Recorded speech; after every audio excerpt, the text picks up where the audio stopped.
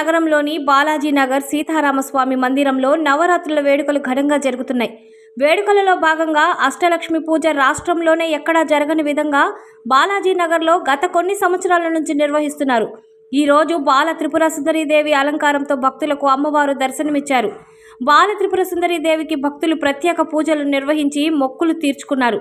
భక్తులు అధిక సంఖ్యలో పాల్గొని అమ్మవారి ఆశీస్సులు పొంది తీర్థ ప్రసాదాలు స్వీకరించారు.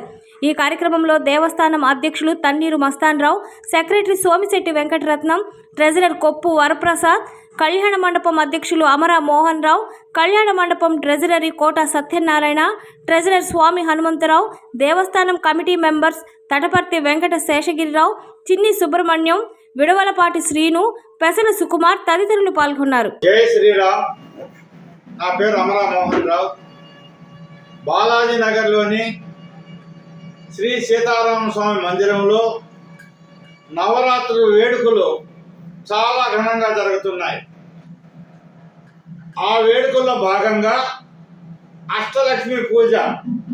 ఈ అష్టలక్ష్మి పూజ అనేది రాష్ట్రంలోనే ఎక్కడా కూడా ఏ దేవస్థానంలో కూడా జరగదు. కానీ బాలాజీ నగర్లో కొన్ని ఏళ్ల తరబడి ఈ అష్టలక్ష్మి పూజ జరుగుతుంది. ఈ అష్టలక్ష్మి పూజ అనేది మామూలుగా సుహాసిని పూజలో సుమారు 200-300 మంది పూజలో కుంకుమ పూజలో కూర్చుంటారు. వారు కూర్చున్నప్పుడు వాళ్ళల్లో నుంచి 8 మందిని ఎన్నిక చేసుకొని లక్కీ డిప్పు ద్వారా వాళ్ళని అష్టలక్ష్ములుగా కూర్చొని పెడతాం. వాళ్ళకు అలా అష్టలక్ష్ములు ఏ విధంగా ఉంటారో అదే విధంగా వాళ్ళని సక్రమంగా వాళ్ళకి కిరీటాలు అన్నీ కూడా ఇచ్చి వాళ్ళని ఉన్నత ఆసనం మీద కూర్చొని రాష్ట్రంలోనే లేని విధానంగా ఈ కార్యక్రమం జరుగుతుంది.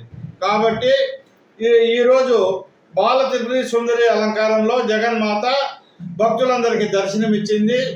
ఆమె అందరికి కూడా అభయహస్తం ఇచ్చే పూజలు జరుగుతున్నాయి. అభయహస్తం ఇస్తుంది అందరికి కూడా. రేపు అన్నపూర్ణ అలంకారం భక్తులందరూ కూడా విరివిగా రావాల్సింది. ఈరోజు కూడా భక్తులంతా దేవస్థానం అంతా కిక్కిరిసిపోయి కూర్చునేదానికి స్థలం లేనంత భక్తులు రావటం జరిగింది. రేపు కూడా భక్తులందరూ వచ్చి శ్రీ అన్నపూర్ణ అలంకారం జగన్మాతని దర్శించుకొని ఆమె యొక్క ఆశీస్సులు పొందవలసిందిగా కోరుతున్నాం. జై శ్రీరామ్.